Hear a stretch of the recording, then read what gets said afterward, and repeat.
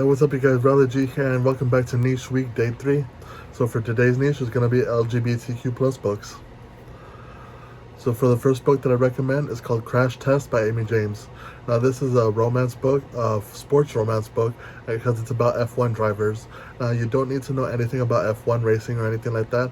The little that you do need to know, it explains it in the book. But there isn't much to learn. Like, I didn't know anything about F1 racing, but they gave you enough to sort of understand it, enough to know what the storyline is like about and stuff like that.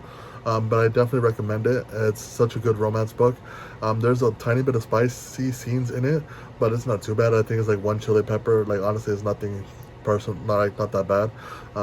But yeah, I do recommend it. So it's again, it's called Crash Test by Amy James. The second book that I recommend is going to be obviously Heated Rivalry by Rachel Reed. Now, obviously, the show's still coming out right now. There's still a couple more episodes coming out. I still haven't fully finished the book yet. I'm about halfway through the book, I think.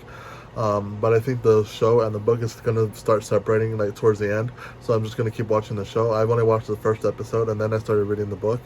But it's such a good show and such a good book too that I do recommend it for everybody.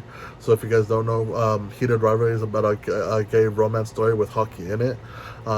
There's, like I said, it's more of a romance story, plot driven, than it is about hockey. That's sort of on the sideline. But if you guys like hockey and romance, there you go, Heated Rivalry. Now the third book that I recommend is called The Song of Achilles by Madeline Miller. So The Song of Achilles, it follows Patroclus and I forgot the other character's name, but it follows two Greek like young boys and them growing up together and them developing feelings for each other, like during the Greek wars and stuff like that. So I think I'm only like a third of the way through the book, but I found it really interesting. I found the characters really interesting. I was able to sort of see myself in these characters too, like growing up in certain ways and stuff like that, not just like a different time period obviously, but you can see yourself in these characters. So I do definitely recommend this book. Like I said, it's called The Song of Achilles by Madeline Miller. Now the fourth book that I recommend is going to be Red, White, and Royal Blue by Casey McKinston. I think is how you pronounce his name, or their name, not sure. But if you guys haven't seen the movie or the show, I guess, then you guys should definitely read the book. I haven't read the book, but I've seen clips and stuff of the movie here and there. I hear the book's pretty good.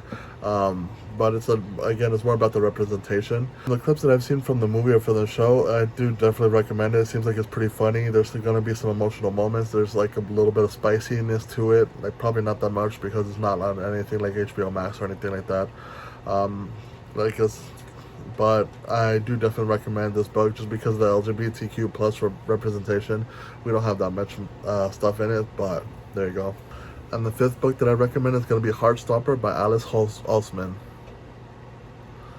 So obviously, I'm pretty sure everyone's seen the show already. There's going to be a movie that's going to be the final book from the adaptation of it, I guess. But Heartstopper is such a cute, like, heartwarming show. Like, everybody can relate to it pretty much, even if you're not LGBTQ plus. It's, like I said, a heartwarming show. It's about teenagers, so a lot of people can relate, especially like growing up in times like now. Even growing up back in the late 90s, like with me, I was born in 96, so I grew up in the early 2000s and stuff like that.